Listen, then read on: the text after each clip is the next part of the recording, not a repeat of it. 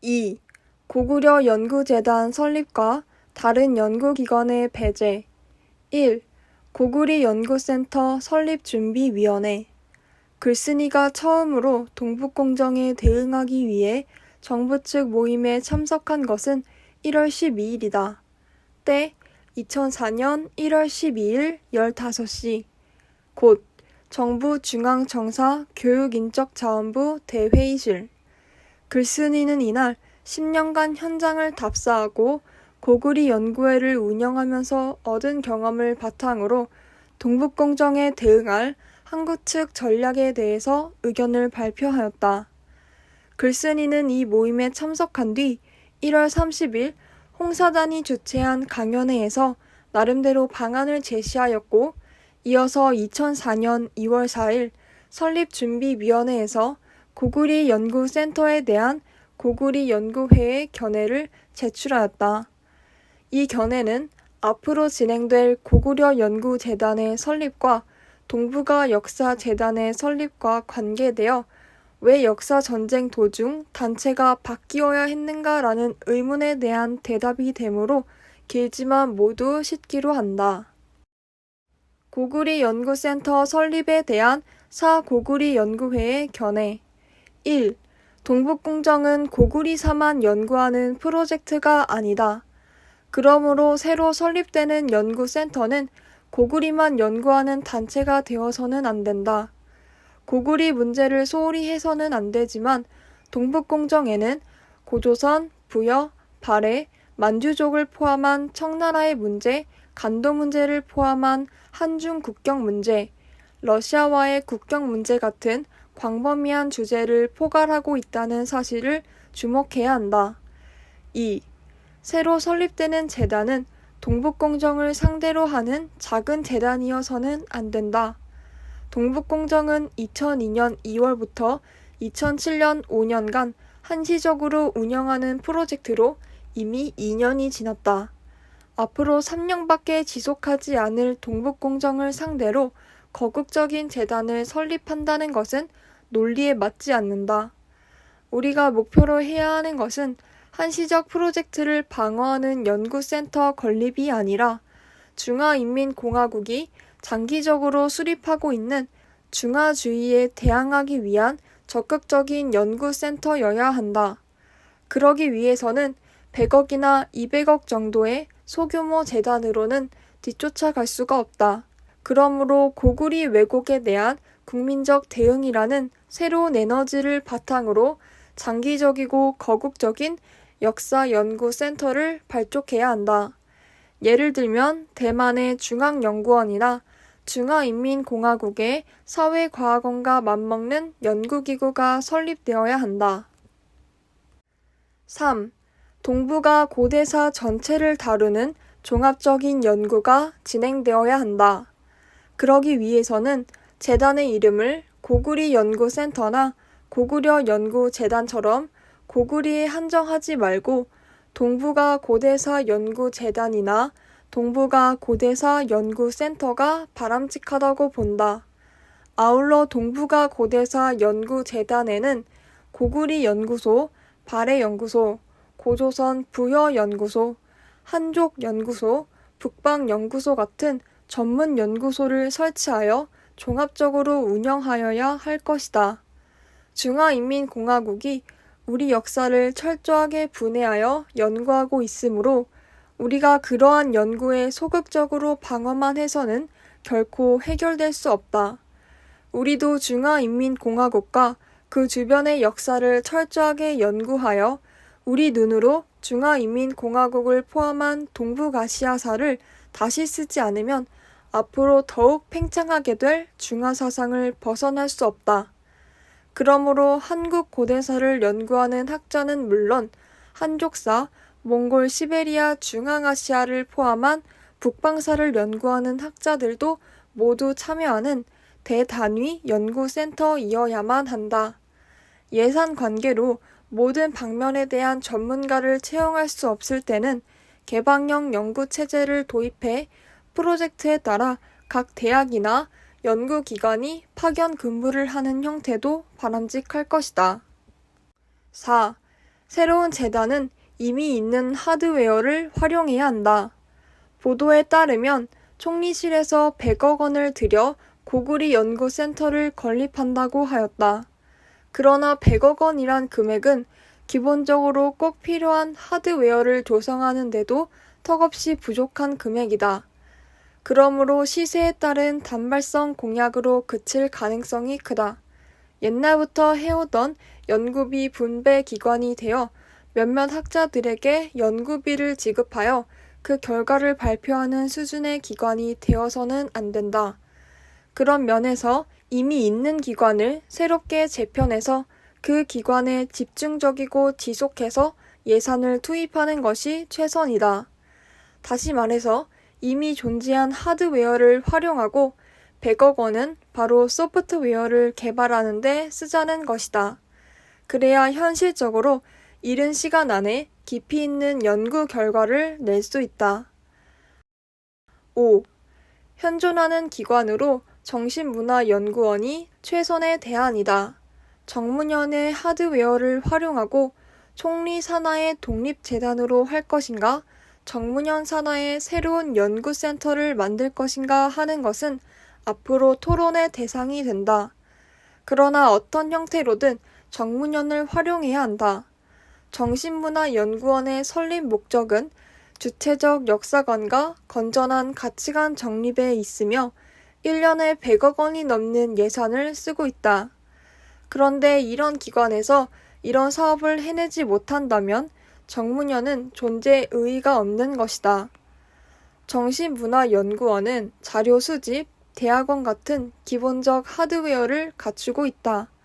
그런데 같은 목적을 가진 사업을 가지고 또 천문학적 예산이 들어가는 하드웨어를 다시 설립한다는 것은 국가적 낭비이다. 한번 정문연으로 결정했다가 시민단체의 반대로 다시 원점으로 돌아갔다는 것을 알고 있다. 이것은 지금까지 국민들이 정신문화연구원에 갖는 이미지를 그대로 나타내주는 것이라는 점에서 이해한다. 그러나 문제가 있으면 개혁해야지.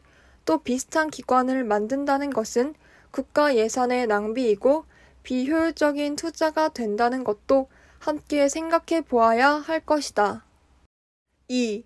2월 12일 고구려 연구재단인가 동북아사 연구재단인가 1.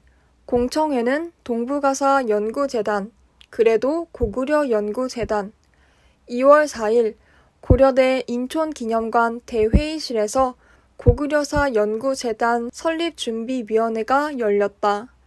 이 모임 초청장에 초청자가 국사편찬위원장 이만열, 한국정신문화연구원장 장을병, 고려대학교 교수 김정배로 되어 있고 회의 당일에는 12월 24일에 새로 부임한 안병영 교육부 장관도 참석하였다.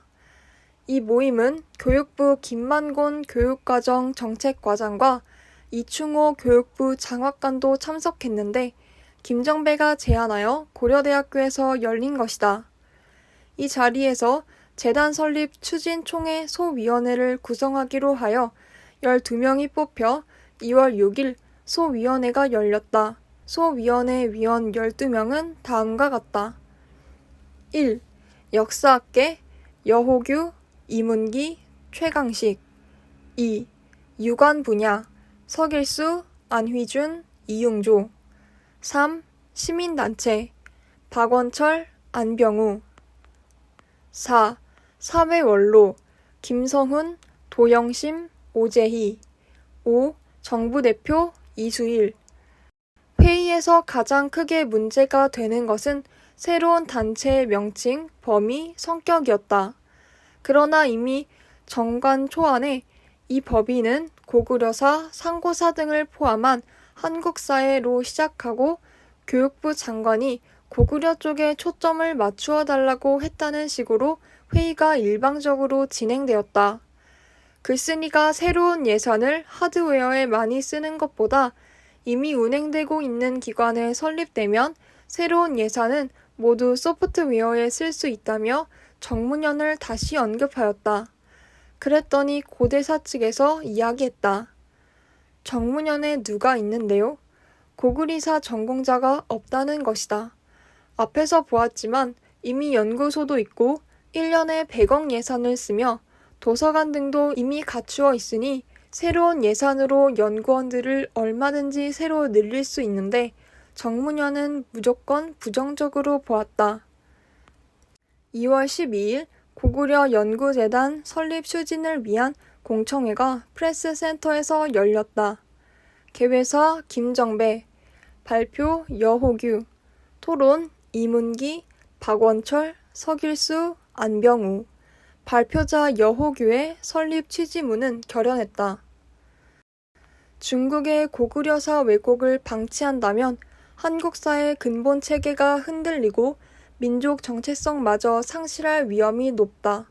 민족사와 민족 정체성의 상실은 결국 민족의 존립마저 위협할 것이다.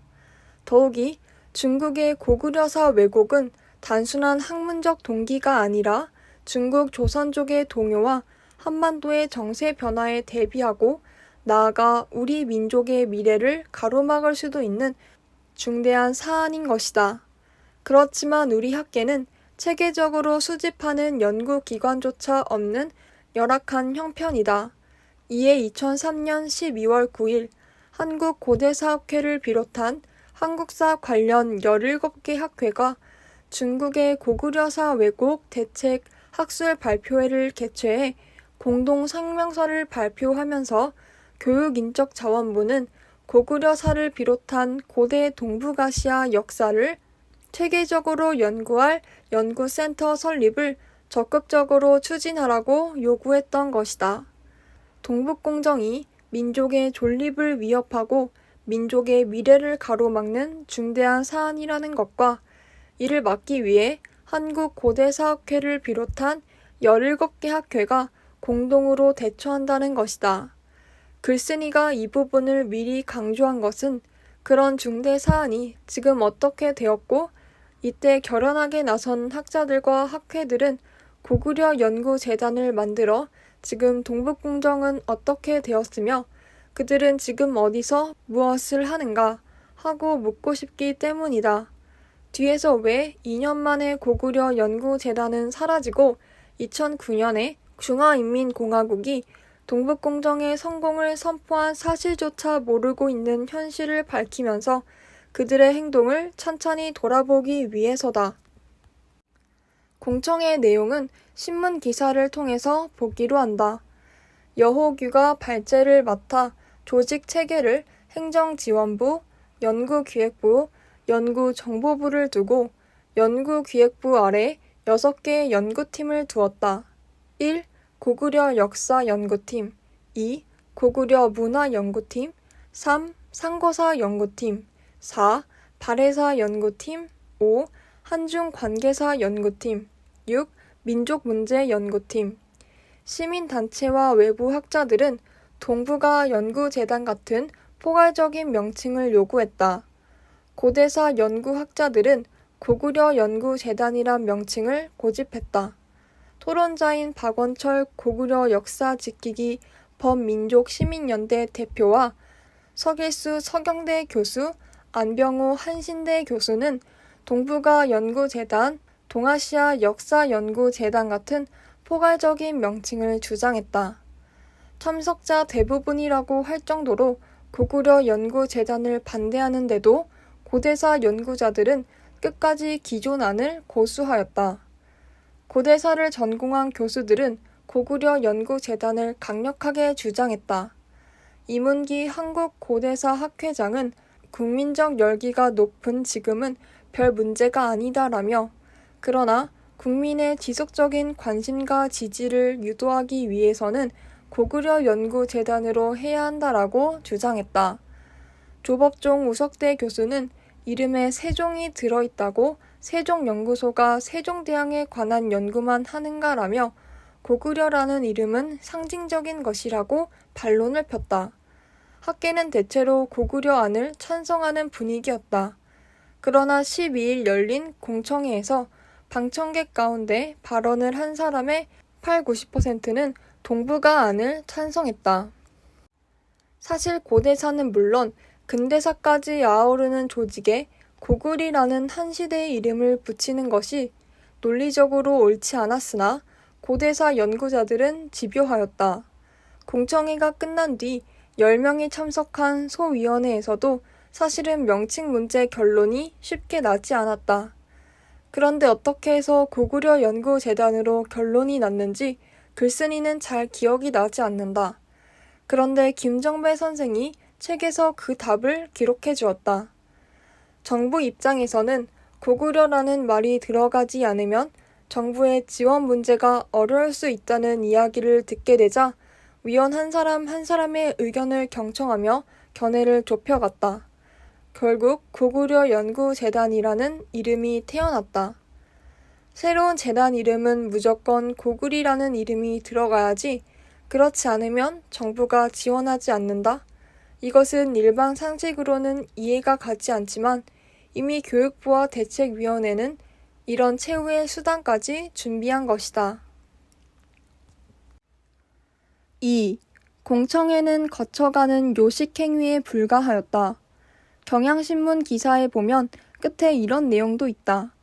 이날 공청회에 참석한 한 인사는 일부 학계에서는 특정 대학 출신이 연구재단 설립을 주도하고 있다는 얘기가 떠돌고 있다라면서 이렇게 되면 다른 학교 출신들이 소외되는 것 아닌가 하는 우려도 있다고 말했다.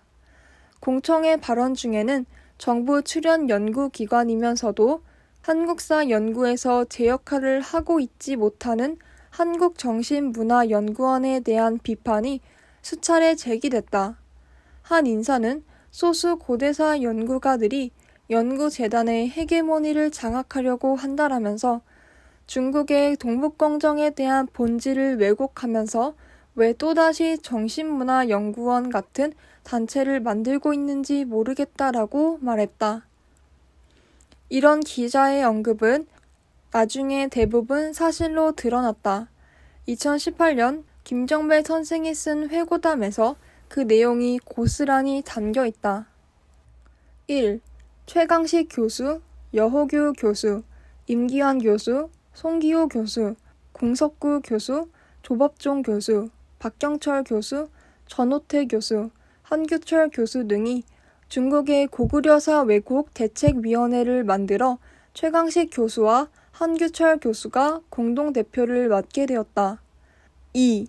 2003년 땡땡땡 교수가 필자를 찾아와서 동북공정 이야기를 하다가 이에 대처하는 학술단체를 만들게 될 때 책임을 맡으셨으면 한다는 의견을 조심스럽게 밝혔다.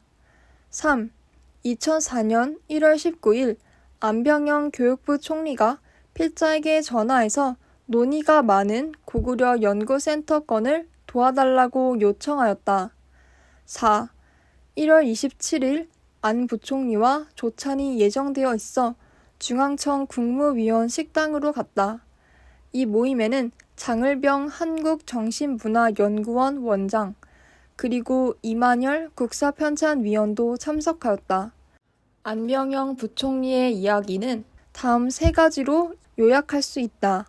첫째는 고구려 연구센터는 민간기구로 한다는 것이다.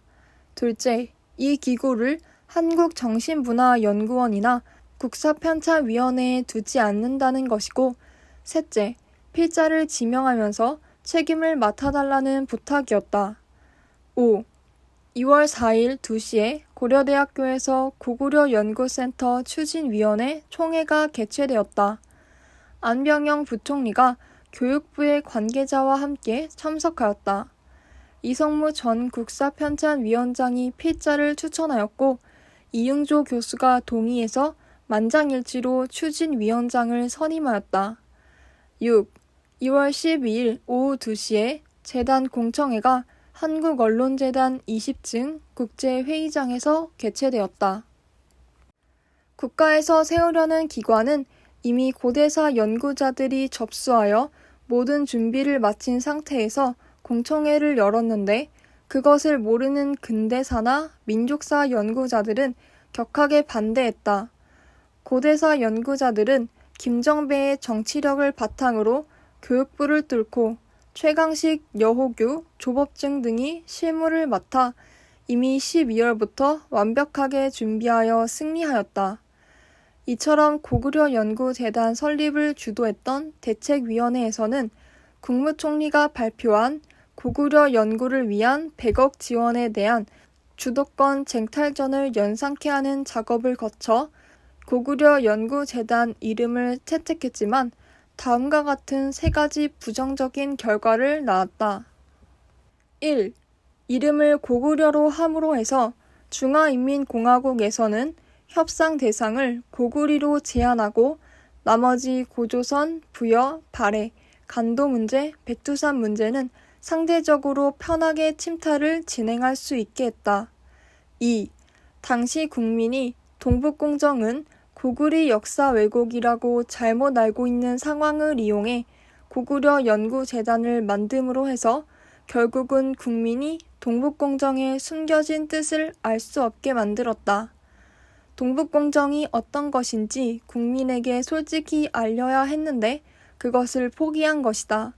그 결과는 지금까지도 이어지고 있다. 3. 결국 2년도 못 가서 그 이름과 그에 따른 운영 때문에 한일 관계사를 전공하는 현대사 연구자들에게 자리를 빼앗기게 되었고 그 결과 동북공정 대응은 동력을 잃어버리게 되었다.